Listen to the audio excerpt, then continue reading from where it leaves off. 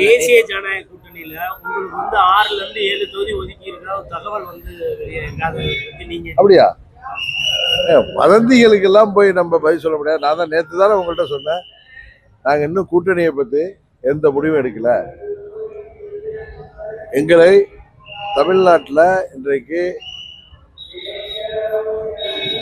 இருக்கின்ற கூட்டணிகளுக்கு தலைமை ஏற்றிருக்கின்ற கட்சிகள் எங்களை அணுகி எங்களோடு பேசி வருகிறார்கள்.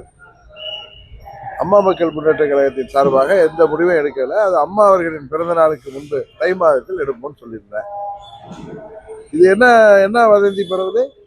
தேசிய ஜனநாயக கூட்டணியில் ஒரு 6 சீட்டு ஒதுக்கி இருக்கிறதா ரொம்ப பெருந்தன்மையா இருக்கு. அண்ணாமலை பேச்சுவார்த்தை நடத்துறாரா? பாராளுமன்றத்தில் எனக்கு 6-7 சீட்டு கொடுக்கிறதா இருந்தாங்க. அண்ணாமலை அவர்களை கேளுங்க தெரியும்.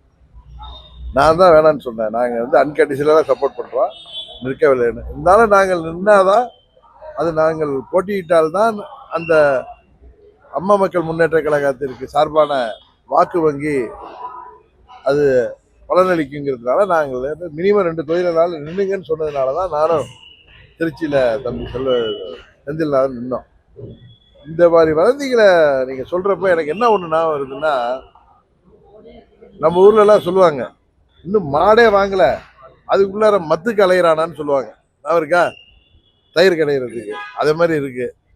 இன்னும் தஞ்சாவூர் பக்கம்லாம் ஒன்று சொல்லுவாங்க, இன்னும் பிள்ளைக்கு வரனே அமையல அதுக்குள்ளார பேர குழந்தைக்கு பேர் வச்சுட்டு அலையிறானான்னு சொல்லுவாங்க.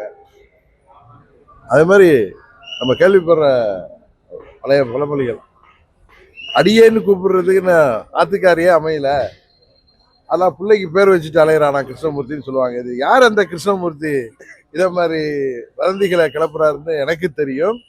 அந்த வதந்திகளை விதைக்கிற கிருஷ்ணமூர்த்தி யார் என்று எனக்கு தெரியும். அதை பரப்புகின்ற கிருஷ்ணமூர்த்தியின் சீடர்கள் யார் என்பது தெரியும். அவர்கள் ஏமாந்து போக போகிறார்கள். அதனால தான் சொல்கிறேன், இது போல வதந்திகளை எல்லாம் யாரும் நம்ப வேண்டாம்.